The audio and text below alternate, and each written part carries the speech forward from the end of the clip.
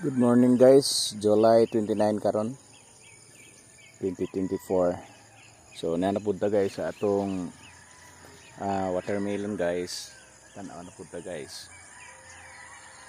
Ato na pong gi-monitor ang atong watermelon. Na guys.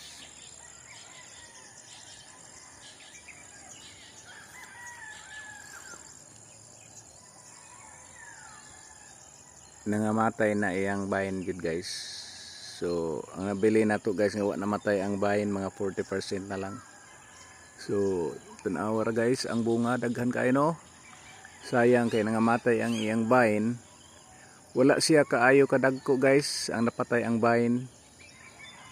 Pero nahinog man siya, pero medyo dili kay tamis. Pero kaning wala namatay ang bahin guys, sa maani nila guys kani dinhi wala man ni nangamatay ang bahin. Dinhi nga portion guys og didto sa tumoy okay ra kaning dapat yung tunga guys nangamatay. So kani siya mga tag 11 kilos ning uban ani.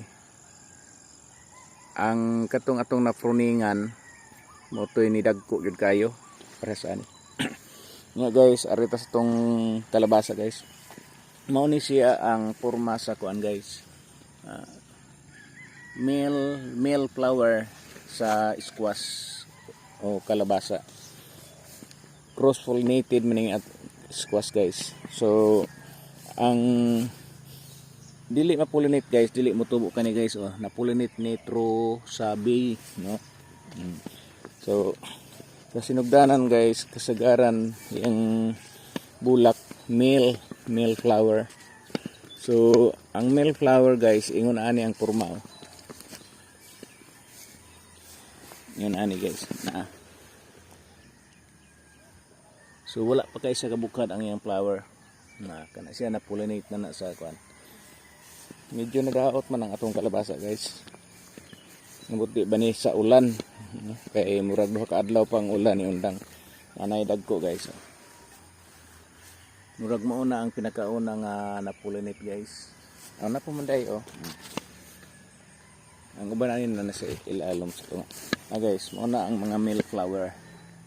So ang mag-pollinate ana guys ang kuan bee.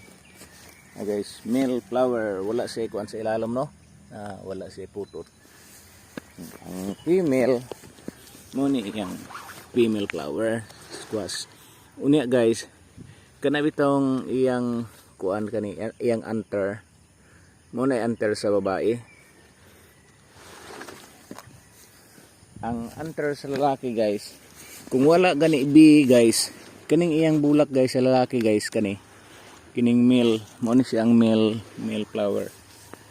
Kaning iyang sa tunga guys, na dinhi ang mga pollen grains kani kining iyang naimurag utin-utin, no? Ato na siyang itaktak diha guys.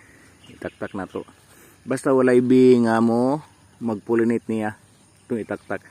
Ang ako guys katong kuan kay di man siya mataktak, parang sure bitaw guys, parang sure. Ako nang itanggal iyang petal guys. Nya kani siya ako na siyang iana dito guys. Iana na ako guys, oh. Ino-no nako sa babae guys sa ilalom. So proven and tested na ni guys kay man ni kasagaran akong ginahimo basta walay bee nga maka-pollinate. Kani kuhaon na to ni kuhaon kani. Pagka na ang mga pollen guys kanang orange, ato nang ino-no diri sa male flower guys. Kung sa Binisaya pa o in English pa guys, atong i-jer-jer guys. Na parang ma-pollinate. So ang resulta ana guys, pag ma-pollinate na, yun ani na siya guys. Ang male flower mulaya na siya, na-pollinate na, ni-kiuom na ang iyang flower. Nya pagdako na, mao na po na siya guys.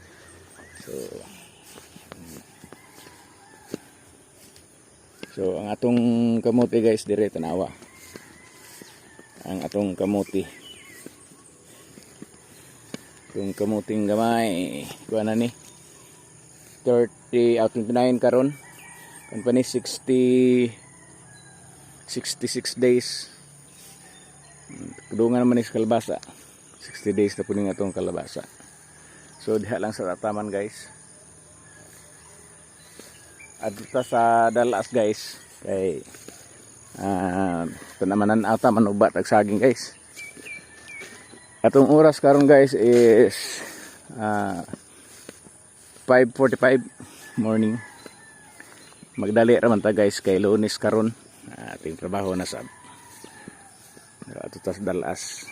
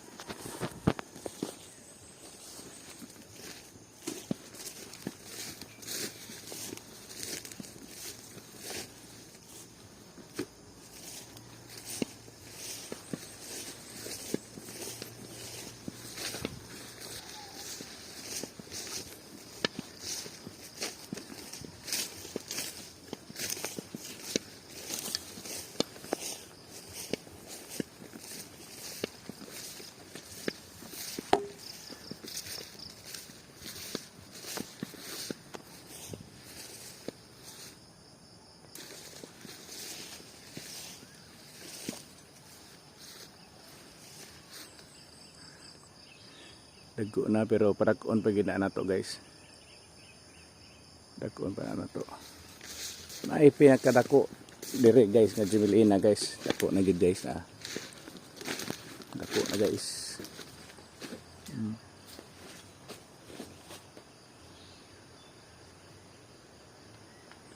Dako na.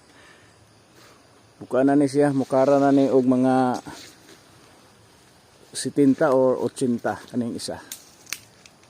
Na diri po gamay pa na ang kasa suba guys. Gilid ba ning atong area sa wa river. Uy, hingga na tong saging guys. Muna itong kaon ron na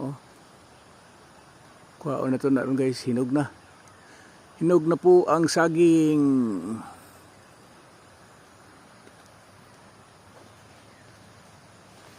So arita guys. Nuni ang Wawa River guys. So na dito guys ang niya guys dam. Unya ang atong tulay.